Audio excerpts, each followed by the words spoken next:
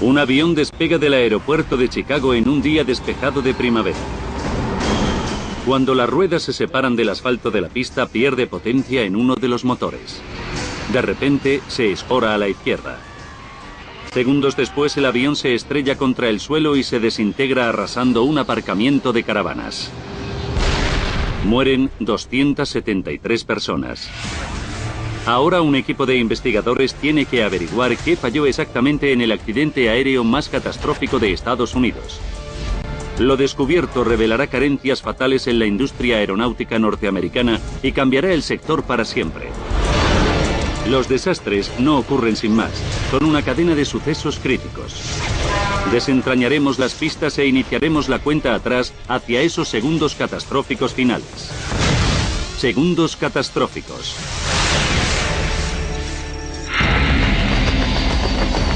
Este hombre acaba de presenciar un accidente aéreo.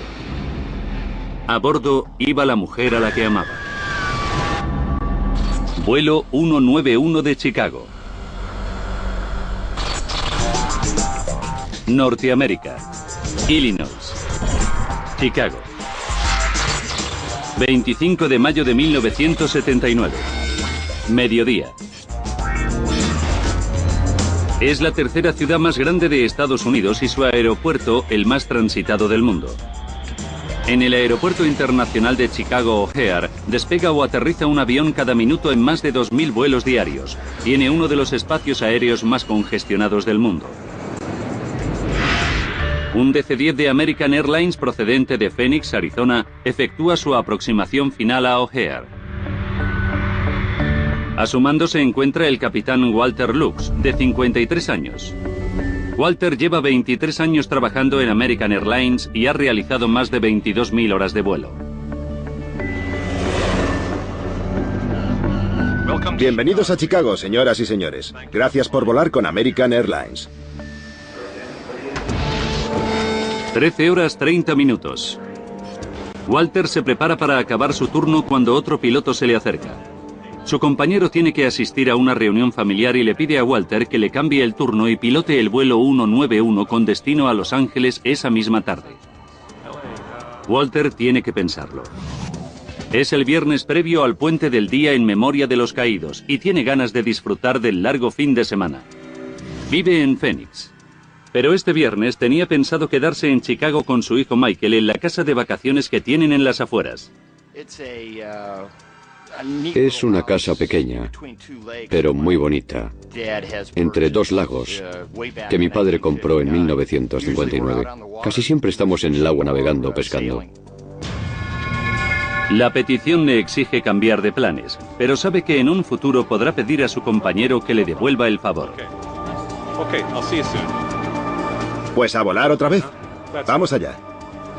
No tiene tiempo de avisar a su hijo sobre el cambio, así que tendrá que llamarle desde Los Ángeles. Los pasajeros del vuelo 191 ya están facturando. Deborah Ann Malusi y Dorin Malik, de 21 años, parten rumbo a unas vacaciones soñadas en Hawái. El novio de Deborah, Ray DeVito, acude a despedirlas. Adiós, hasta pronto. Yo pensé que era un gran día y que era una maravilla poder subirse a un avión y volar a Hawái. Tenían que hacer escala en Los Ángeles, y yo estaba tan ilusionado como ellas. Son las 2 de la tarde. El capitán Luke se reúne con su copiloto, el capitán James Dillard, otro piloto experimentado. Ambos comandarán el DC-10 hasta Los Ángeles. McDonnell Douglas lanzó el DC-10 a principios de los años 70 como avión ancho y de largo recorrido para rivalizar con el 747 de Boeing. Tanto McDonnell Douglas como American Airlines confían en que el DC-10 garantizará su futuro en una época turbulenta para la aviación estadounidense. Justo el año anterior, 1978, la industria fue liberalizada y las líneas aéreas establecidas como American Airlines se enfrentan a una competencia voraz en la captación de pasajeros. Pero el DC-10 es un avión con un historial problemático. Desde 1971 ha habido 3 accidentes fatales en los que han fallecido 349 personas. El peor sucedió en 1974 en París, cuando un DC-10 de las líneas aéreas turcas se estrelló nada más despegar. Una puerta de carga reventó y la consiguiente pérdida de presión resultó catastrófica. Fallecieron 346 personas. Sin embargo, el DC-10 y su vanguardista sistema de control de vuelos son muy populares entre los pilotos, incluso Walter Lux. Pensaba que era un gran avión. Por eso capitaneaba uno de ellos. Creía que era especialmente bueno para el clima de Chicago en febrero o marzo, para las grandes tormentas, cuando muchos otros aviones tenían que desviarse. El vuelo 191 opera a bordo de uno de los DC-10 más viejos en servicio. Ha volado unas 22.000 horas desde 1972. Pero acaba de ser inspeccionado y ha superado todos los controles. 2:30 de la tarde. Deborah y Dorin se acomodan en sus asientos. Las azafatas saben que será un vuelo ajetreado porque es puente y el avión va casi lleno. El cómputo final confirma que todos los pasajeros están a bordo. 2:45. James Dillard, de 49 años, pilotará el avión durante el despegue y el aterrizaje. Es la primera vez que recorre la ruta de Chicago a Los Ángeles, pero no debería ser un problema para un piloto con más de 1000 horas de vuelo a bordo de un DC-10.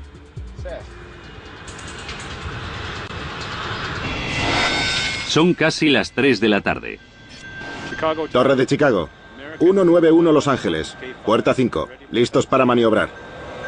American 191, proceda a la 32 derecha, después del puente. La torre de control de O'Hare le da permiso para maniobrar hasta la pista 32R. El controlador aéreo Ed Rooker supervisa el avance del vuelo 191. American 191, monitor torre 118,1. Ray DeVito contempla la operación desde la plataforma de observación. Al principio me quedé hipnotizado por la belleza del avión, que tenía un acabado de aluminio resplandeciente. Costaba creer que volaría. 3 de la tarde y 1 minuto. El vuelo 191 espera a que pase un avión que está aterrizando. 32 derecha, en posición y a la espera. 1 minuto después recibe permiso para despegar. Permiso para despegar. 32 derecha sin retraso. American 191 despegando. Siguiendo el procedimiento habitual, Dillard y Lux ponen el motor a plena potencia. Se abren las aletas de las alas para incrementar el empuje hacia arriba. En 50 segundos, las 170 toneladas del DC-10 alcanzan la velocidad de despegue. Pero cuando el copiloto Dillard apunta el morro del avión hacia el cielo, nota que está perdiendo potencia en el motor 1 del ala izquierda. ¡Maldita sea! Ed Rooker lo observa todo desde la torre de control. Necesitamos equipo, ha perdido un motor. El vuelo 191 tiene un problema, pero es demasiado tarde para abortar el despegue. Los pilotos ya no tienen otra salida. El vuelo 191 de American Airlines acaba de despegar del aeropuerto de Chicago. Nada más abandonar el suelo, el motor del ala izquierda se queda sin potencia. El avión se escora a la derecha, pero el copiloto Dillard lo endereza con el timón. Sabe que los DC-10 pueden volar con 2 de sus 3 motores y le han entrenado para superar situaciones semejantes. Para reducir la carga sobre los 2 motores restantes, Dillard sigue las directrices de American Airlines y ralentiza el avión a la velocidad mínima de ascenso, 283 km por hora. La torre de control lleva a cabo todos los preparativos para un aterrizaje de emergencia. American 191, ¿cuándo quieren volver y a qué pista? Los pilotos saben que la emergencia dista de haberse solucionado, pero han conseguido que el avión ascienda, aunque más despacio de lo normal.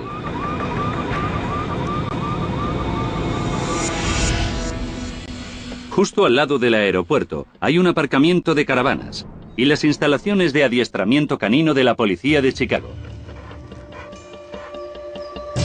El sargento Ken Berger lleva 17 años entrenando equipos de perros en técnicas de busca y persecución. En el ejercicio de hoy, Ken interpreta a un fugitivo. Oí que se acercaba un avión, con el motor echando chispas y escupiendo humo. Cada vez estaba más cerca. El vuelo 191 se encuentra súbitamente en peligro en 20 segundos. El avión comienza a escorarse a la izquierda sin previo aviso.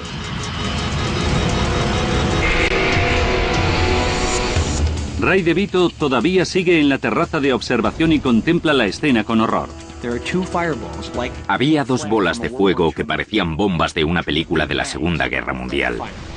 Se produjeron dos grandes explosiones con llamaradas rojas y entonces empezó a escorarse. En pocos segundos, el avión se inclina dramáticamente hacia la izquierda. Ken Berger y sus compañeros observan el avión en apuros. Salí de entre los árboles y vi correr a los demás agentes de la unidad de adiestramiento. El DC-10 se encamina directo al aparcamiento de caravanas donde viven cientos de personas.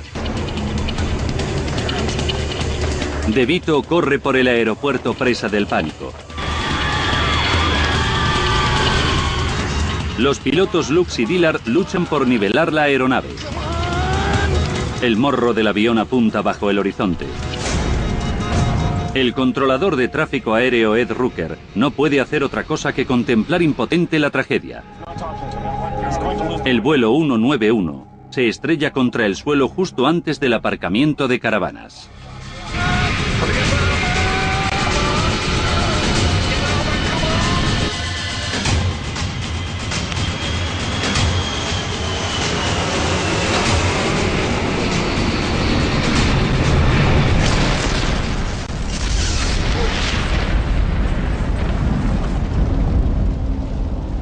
Produjo una bola de fuego de 30 metros de altura y un humo negro y espeso. Se podía sentir el calor. A 5 kilómetros de distancia en la terminal del aeropuerto, Ray DeVito es consciente de la tragedia. Mientras corría por las escaleras oí la explosión y noté que el suelo temblaba ligeramente a consecuencia del impacto. Los restos del impacto se estrellan contra el aparcamiento de caravanas. Cuando sale de la terminal, DeVito se da cuenta de la magnitud del accidente. Corrí a la calle desde la terminal y entonces vi la enorme nube de humo. Berger y sus compañeros se ven envueltos en una nube negra de espeso humo. Había mucho fuego en el suelo y un olor acre a combustible ardiendo y carne quemada. DeVito logra llegar al asfalto del aeropuerto y corre hacia el lugar del siniestro a lo largo de una pista en servicio.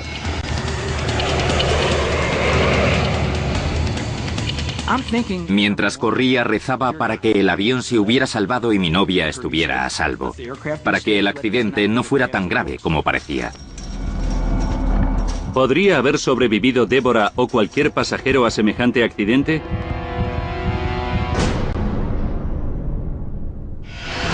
El vuelo 191 de American Airlines se estrella justo 31 segundos después de despegar del Aeropuerto Internacional de Chicago O'Hare, con 271 personas a bordo.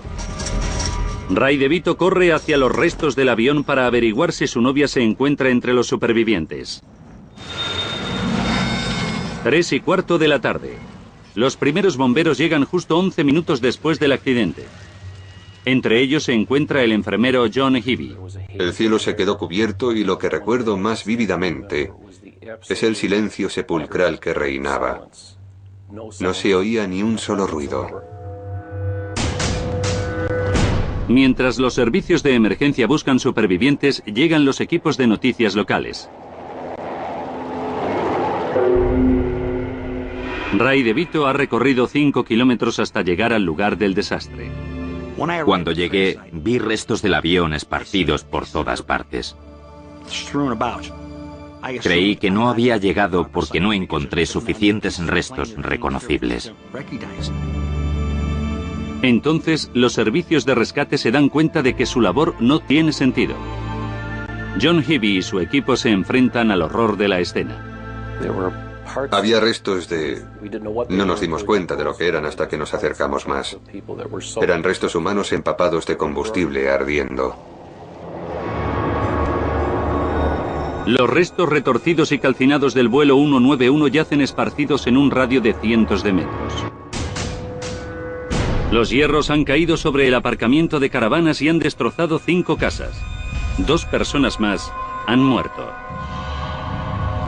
Hasta los profesionales más curtidos se sienten sobrecogidos por la escena. Es algo que no se puede olvidar. La impotencia de no poder ayudar a nadie. Te quedas mirando sin poder creer que haya ocurrido todo eso en unos segundos. La noticia de la tragedia recorre la nación. El avión se vino abajo y se estrelló contra el suelo. Las chispas prendieron el combustible y la zona se cubrió entera de llamas. En Phoenix, Arizona, la noticia sobresalta a Michael Lux, hijo del piloto Walter Lux. Cuando escucha que el vuelo despegó de Chicago, respira aliviado. Sabe que no ha podido ser su padre. Sabía que mi padre volaba de Phoenix a Chicago y que se quedaba allí. Así que le agradecí a Dios que no fuera él. En el lugar del siniestro, Ray DeVito acaba asumiendo lo inevitable. Su novia, Deborah, está muerta. Me sentí completamente desesperanzado. No podía ayudar a nadie. Estaba donde deberían estar todos, pero no quedaba nadie a quien ayudar. Y luego, poco a poco, fui aceptando el hecho de que nadie había sobrevivido al accidente. Pero en cuanto Michael Lux llega a su casa de Phoenix, se le cae el mundo encima. Entré y vi a uno de mis mejores amigos con una cara que nunca le había visto. Me quedé sorprendido. Entonces vi que la casa estaba llena de gente. Pregunté por mi madre y qué estaba pasando. Y en una habitación había una televisión y oí decir que mi padre era el capitán. Señor Jesucristo, Salvador del mundo, te encomendamos a tus fieles que han caído aquí en este horrible accidente. El accidente aéreo del vuelo 191 de American Airlines es el peor de la historia de Estados Unidos.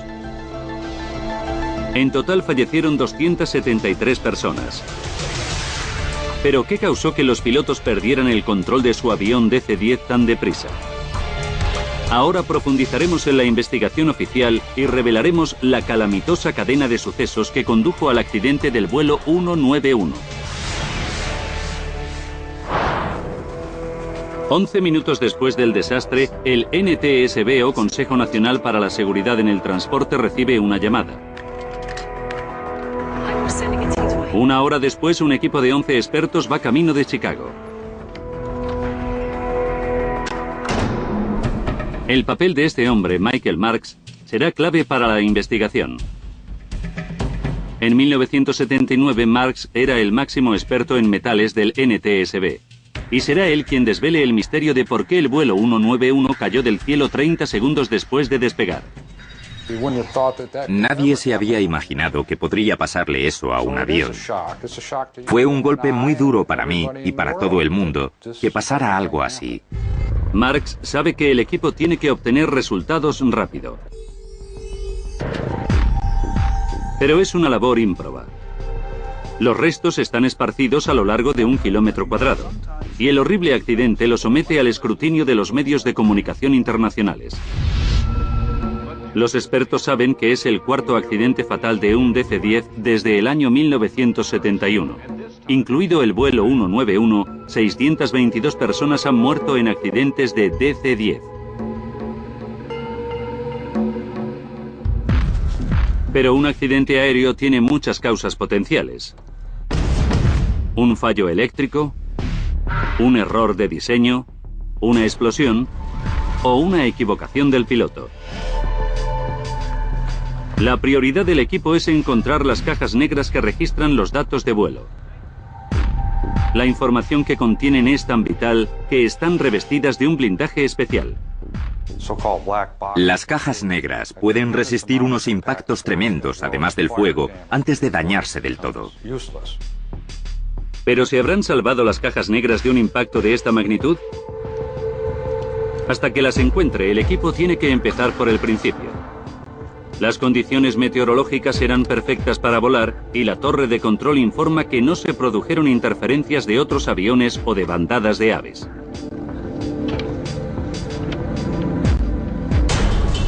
Pero enseguida queda clara una cosa.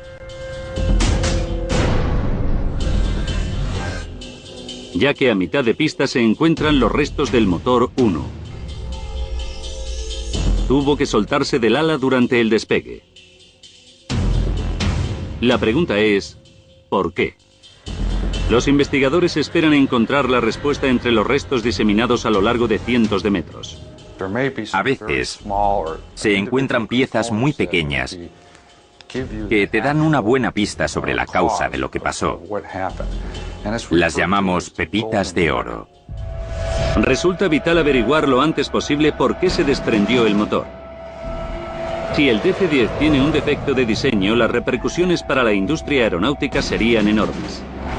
Existen casi 300 DC-10 que transportan 150.000 pasajeros a diario por todo el mundo.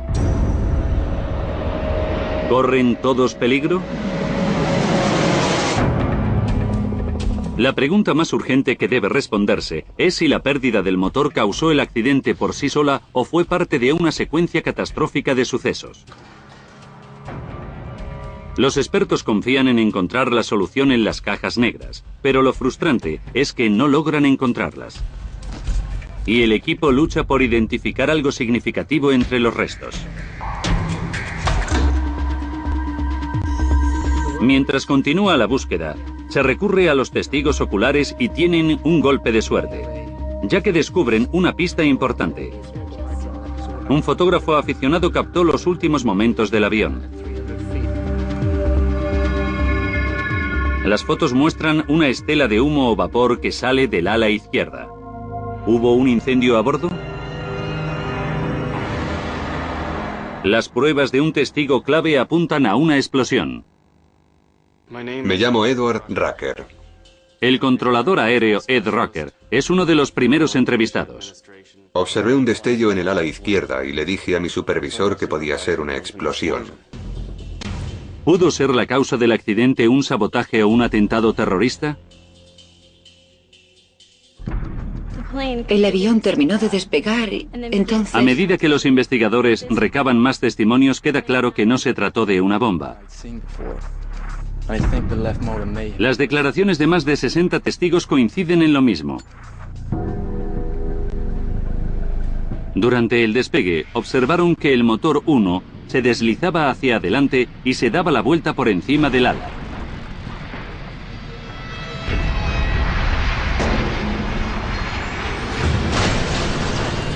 Es una revelación impactante que apunta a un fallo estructural. Si es cierta, podría afectar potencialmente a cualquier DC-10 en servicio. Sería entonces la peor pesadilla de la industria de la aviación.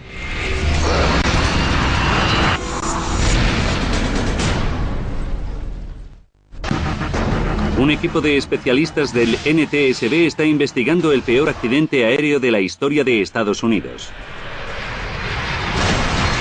Saben que el vuelo 191 perdió un motor al despegar.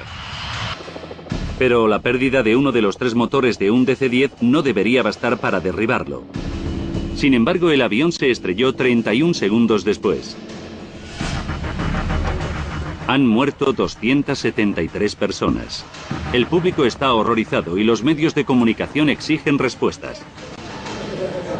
A pesar de la investigación del NTSB, el jefe de la operación Buddy Driver se ve obligado a admitir que aún se hallan lejos de encontrar una explicación. Me gustaría aprovechar la ocasión para solicitarle su ayuda. Necesitamos que colaboren en la captación de cualquier tipo de fotografías que se hayan sacado del avión volando. El equipo centra la investigación en por qué se desprendió el motor. El dedo de la sospecha señala directamente a la estructura que sujeta el motor al ala. El DC-10 tiene 3 motores que pesan más de 5 toneladas cada uno. Uno está colocado en la cola y los otros 2 en las alas conectados por un mástil. El mástil va sujeto al ala en 3 puntos, 2 delante y 1 detrás. Tiene docenas de piezas y todas ellas podrían haberse roto en el impacto final. El objetivo del equipo es recuperar todas las piezas de la estructura que sujetaba el motor 1 al ala izquierda, y para ello peinan el campo de escombros. Con ayuda de la policía local se trasladan los restos a un hangar del aeropuerto de O'Hare, donde los expertos reconstruyen laboriosamente las piezas y examinan minuciosamente cada fragmento. Cada pieza les plantea la cuestión de si resultó dañada en el accidente o ya era defectuosa antes. Entonces se produce el avance que todos esperaban. Un policía encuentra las 2 cajas negras. Hey guys. Pero la grabadora digital de datos de vuelo está muy estropeada. Es la que registra la situación de todos los instrumentos del avión antes del accidente. Se pueden haber perdido datos técnicos cruciales. La segunda caja negra, la grabadora de voz de la cabina, registra lo que dicen los pilotos en los momentos críticos finales. Está en mejor estado y parece más prometedora. Ambas cajas son enviadas de inmediato para su análisis a la central del NTSB en Washington. El equipo examina la grabadora de voz de la cabina y escucha el diálogo entre los pilotos y el controlador aéreo. La conversación es rutinaria hasta un segundo antes de despegar, cuando de repente el copiloto Dillard pronuncia una única palabra. Maldición. Entonces la cinta se queda muda.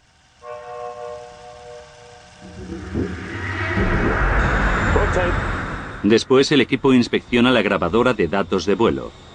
El revestimiento blindado sobrevivió al accidente.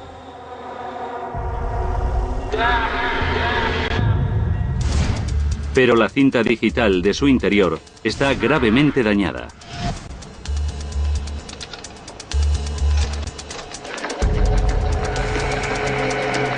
Los técnicos la reconstruyen y se las arreglan para recuperar casi todos los datos. Solo se pierden unos segundos. La grabadora de datos continuó funcionando hasta el momento final previo al impacto.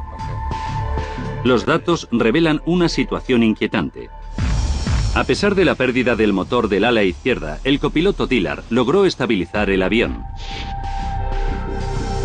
Siguió el procedimiento establecido y redujo la velocidad. Pero por alguna extraña razón, el avión comenzó a escorarse a la izquierda. Los expertos se centran en localizar los datos de la grabadora sobre las aletas del ala izquierda que permiten al piloto controlar la aeronave. Pero esos datos cruciales no aparecen.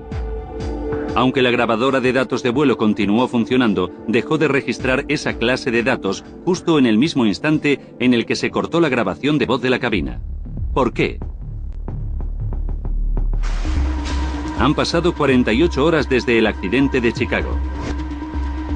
El equipo que investiga el caso efectúa un hallazgo importante tras examinar minuciosamente el mástil que sujeta el motor al ala y descubre lo que cree que pudo ser la causa del desprendimiento del motor.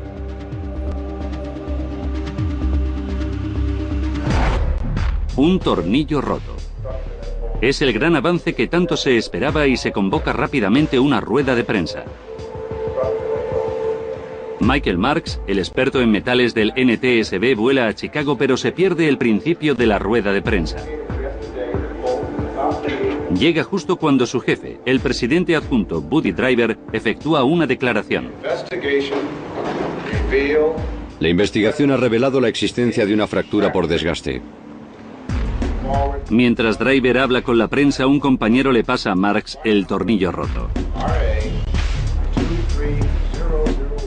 Yo pregunté por qué era tan importante ese tornillo, porque no veía nada que tuviera que ver con una fractura.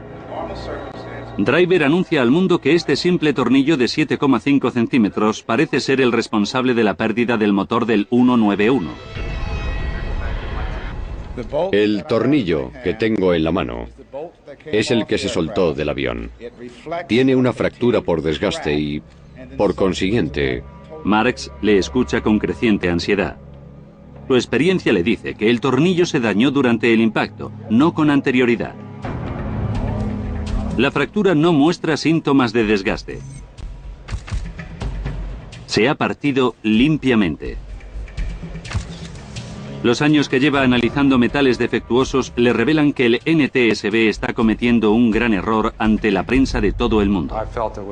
Me pareció poco afortunado que realizasen declaraciones tan pronto. hemos encontrado el tornillo que sujeta el motor y su fractura demuestra que fue el causante del desprendimiento del mismo. Marx sabe que no se puede culpar al tornillo del desprendimiento. Me parecía más bien consecuencia del accidente que su causa. Pero no todos sus compañeros comparten su opinión. Algunos siguen creyendo que la causa es el tornillo. Marx sigue su instinto y comienza a revisar los restos del vuelo 191 por su cuenta. Pronto descubre otra pieza clave del mástil, la pestaña. Una inspección más a fondo revela que está dañada. Y los daños parecen anteriores al accidente. Había algo misterioso que no entendía. Pero sabía que algo estaba mal y que había que investigarlo más a fondo. ¿Podría explicar la pestaña dañada por qué se desprendió el motor? Marx y su equipo deciden investigar el historial de inspecciones del avión. Y descubren que American Airlines lo revisó solo 8 semanas antes del accidente. Cuando le pasa algo a un avión que ha sido sometido a una inspección de mantenimiento, hay que revisar lo que le hicieron en esa operación.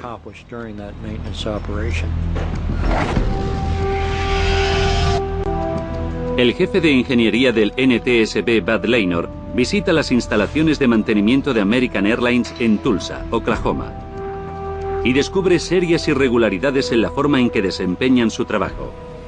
Además del mantenimiento rutinario, American Airlines sustituye las piezas que sujetan los mástiles a las alas. Para completar la sustitución hay que desmontar el motor y el mástil del ala. El fabricante de los aviones, McDonnell Douglas, recomienda que se desmonte el motor antes que el mástil. Pero los ingenieros de American Airlines han ideado un atajo y retiran el motor y el mástil como si fueran una única unidad, sirviéndose de una simple carretilla elevadora.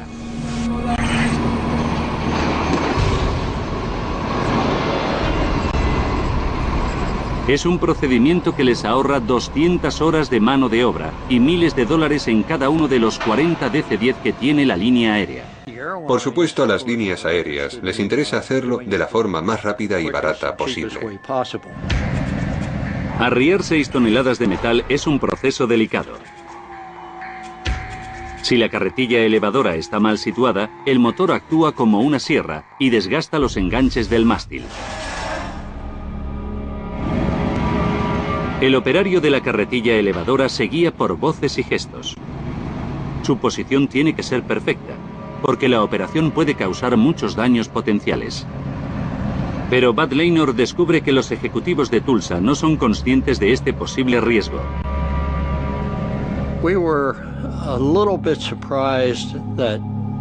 Nos sorprendió mucho que nadie se hubiera fijado antes en la posibilidad de que esa operación causara daños catastróficos.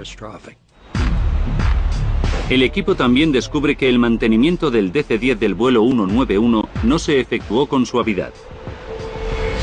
Los técnicos comenzaron a desconectar el motor y el mástil del ala, pero cambiaron de turno en el momento más crucial. Y durante el cambio de turno, el motor y el mástil quedaron apoyados sobre la carretilla elevadora. Cuando se reinició la operación, el mástil se había atascado contra la montura del ala y la carretilla no estaba distribuyendo el peso homogéneamente y tuvo que ser reposicionada para desmontar la estructura. Bud Leinor llama a Michael Marks al NTSB con las noticias. Fue como si se me encendiera una bombilla. Me di cuenta de todo y le dije a Bud que no solo había averiguado la causa, sino que podía demostrarlo. La pestaña está en una mampara atornillada a una argolla. Cuando se quita el tornillo para desmontar el mástil, la pestaña puede deslizarse contra la argolla. Marks examina de nuevo la pestaña y no solo está agrietada, sino que también está doblada de forma que encaja exactamente con la curvatura de la argolla. Como la pestaña solo entra en contacto con la argolla cuando se desmonta el mástil, la grieta tuvo que producirse durante la retirada del motor y el mástil para su mantenimiento. Marks sabe por fin por qué se desprendió el motor y además ha descubierto las carencias del proceso de mantenimiento de los DC-10 de American Airlines. Pero Marks sabe que los DC-10 pueden volar con solo 2 de sus 3 motores. Los aviones no chocan por perder un motor. Ha habido casos de aviones que lo perdían y seguían volando y aterrizaban sin herir a nadie. Tuvo que haber otros motivos que provocasen este accidente. La atención se centra entonces en los pilotos. ¿Pudo ser el error humano la causa del accidente del vuelo 191? De vuelta a Chicago, el NTSB está efectuando avances. Encuentran una pieza de 1 metro del ala izquierda en la pista donde se cayó el motor. La pieza se ha desprendido del resto del ala y constituye una pista significativa. Es la parte del ala en la que se encuentran los sistemas hidráulicos que controlan las aletas, que son vitales para despegar. Los investigadores comienzan a entender lo que ocurrió. El mástil del motor se rompió por la pestaña debilitada, se giró por delante y por encima del ala y la dañó, provocando el desprendimiento de 1 metro de frontal de ala que contenía los controles hidráulicos. Es una información crucial. Al despegar, las aletas frontales del ala se extienden para incrementar el empuje hacia arriba, y sin sistema hidráulico que los mantuviera en su sitio, la presión del viento provocó que se volvieran a cerrar, lo que redujo el empuje hacia arriba en el ala izquierda y causó que el avión se escorase hacia ese lado. El equipo ha efectuado un gran descubrimiento, pero el diseño del DC-10 incluye un sistema hidráulico de reserva y aunque también estaba dañado, conservaba suficiente fluido para volver a extender las aletas. Y lo que es más, el instrumental de la cabina tuvo que avisar a los pilotos de que las aletas se habían cerrado. ¿Por qué Dillard no los volvió a abrir? El equipo se da cuenta de que la clave está en el abrupto final de la grabación de voz de la cabina. El circuito eléctrico que opera tanto la grabadora como el sistema de alerta de las aletas funciona con la energía del motor del ala izquierda. Y cuando el motor se desprende del avión, ambos se quedan sin funcionar, y Dillard no tiene forma de saber que las aletas están desactivadas.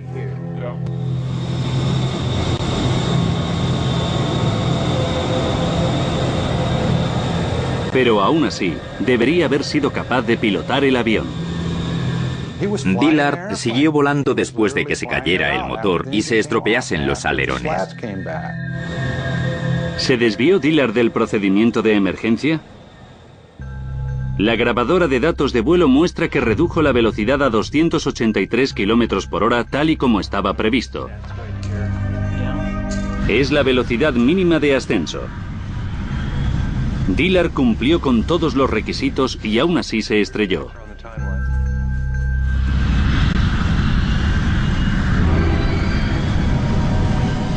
Marks y su equipo comienzan a cuestionarse si el procedimiento de emergencia está equivocado. Como parte de su desarrollo, los pilotos ponen a prueba rigurosamente el manejo del avión en todas las situaciones posibles. Pero los investigadores descubren que con el DC-10 nunca se ha sometido a prueba una situación en la que se desprendan el motor y el mástil y las aletas se retraigan. El equipo calcula el efecto exacto que eso tendría sobre la aerodinámica y recrea el vuelo 191 en un simulador. Se simulan 70 despegues con el mismo desprendimiento catastrófico de motor y retracción de las aletas. 13 pilotos intentan corregir los fallos siguiendo el procedimiento de emergencia, y ninguno logra salvar el avión. Es una revelación escalofriante.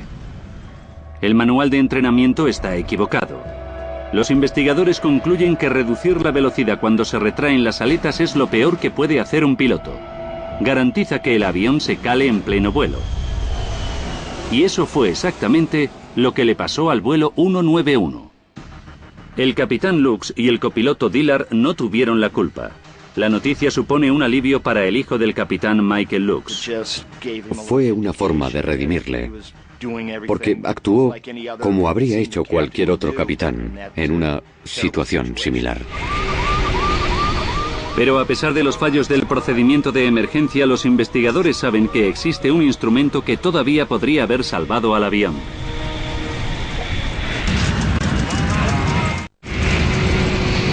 Los agentes del NTSB están llevando a cabo una minuciosa investigación para averiguar qué derribó al vuelo 191 de American Airlines.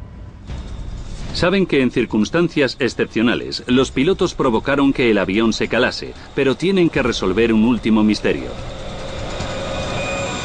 Existe una última medida de seguridad que podría haber salvado al malogrado avión. Cuando un DC-10 está a punto de calarse, emite unas señales características. Primero vibra la palanca, después se enciende una luz. Y el piloto se da cuenta de que tiene que incrementar la velocidad de inmediato.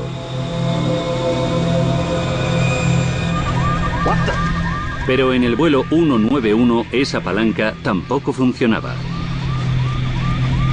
Se había quedado también sin energía cuando el sistema hidráulico se desprendió del ala izquierda. Hay un sistema de reserva que reactiva la palanca, pero resulta imposible encenderlo durante el despegue, porque los pilotos llevan abrochado el cinturón de seguridad y no pueden abandonar sus asientos. Este simple interruptor resulta ser el último clavo del ataúd para las 271 personas que viajaban a bordo. Ahora recapitularemos los acontecimientos de aquel día fatídico y basándonos en las pruebas descubiertas durante la investigación, desvelaremos por qué se estrelló el vuelo 191. Faltan 5 minutos para el desastre. El vuelo 191 se dirige a la pista 32R del aeropuerto O'Hare de Chicago, listo para despegar. El defecto fatal que derribó el vuelo se produjo 8 semanas antes, cuando el DC-10 fue inspeccionado. En el momento en que el motor y el mamparo se desmontaron, se dañó una pestaña. Las siguientes 8 semanas, los daños se agravaron cada vez que el avión despegó y aterrizó. 1 minuto y 19 segundos para el desastre. El vuelo 191 comienza a despegar. Durante el despegue, la pestaña dañada que sujeta el mástil se rompe. Ahora el mástil solo se sostiene por los tornillos centrales. Cuando el avión eleva el morro, el mástil se desprende de su montura, se levanta y rueda por encima del ala, provocando el desprendimiento de 1 metro del frontal de la misma, lo que inutiliza el sistema hidráulico y deja sin energía a los instrumentos vitales de la cabina. 32 segundos para el desastre. Los pilotos saben que han perdido la potencia de un motor, pero no pueden ver que el motor y parte del ala se han caído. El copiloto Dillard sigue el procedimiento de emergencia y reduce la velocidad a 283 km por hora. El avión continúa ascendiendo regularmente a 90 metros. Entonces se agota el fluido hidráulico y las aletas se retraen, por lo que el avión pierde empuje hacia arriba. Al no haber electricidad, no se activan los sistemas de alerta que deberían haber avisado del peligro a los pilotos. 10 segundos para el desastre. El avión se escora peligrosamente a la izquierda. Los pilotos luchan por enderezarlo, pero el avión continúa inclinándose hasta que las alas superan la vertical y el morro se hunde bajo el horizonte.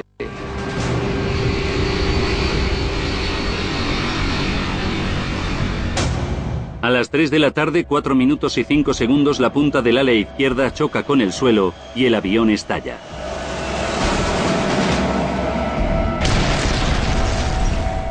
No hay supervivientes. Han fallecido 273 personas. Es la peor catástrofe aérea de un solo avión de la historia de los Estados Unidos. Ahorrarse unos dólares y unas horas de mantenimiento le costaron la vida a mi padre y a otras 272 personas en un horrible accidente aéreo.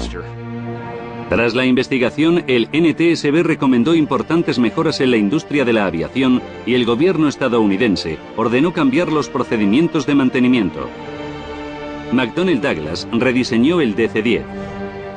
Las líneas aéreas instalaron palancas tanto para el capitán como para el copiloto. Los pilotos ya no tienen que reducir la velocidad tras la pérdida de un motor, pero nada les devolverá la vida a las 273 víctimas. Fue un suceso que me cambió la vida. Debbie y yo salimos durante más de año y medio. Nunca pensé que la iba a perder en un accidente de avión. El gobierno de Estados Unidos multó a American Airlines con poco más de $500,000 por mantenimiento defectuoso. Pero la aseguradora del DC-10 pagó a la línea aérea $25 millones, más de lo que le había costado. Las acciones de McDonnell Douglas cayeron un 20% tras el accidente. Al final, la empresa se vio absorbida por Boeing.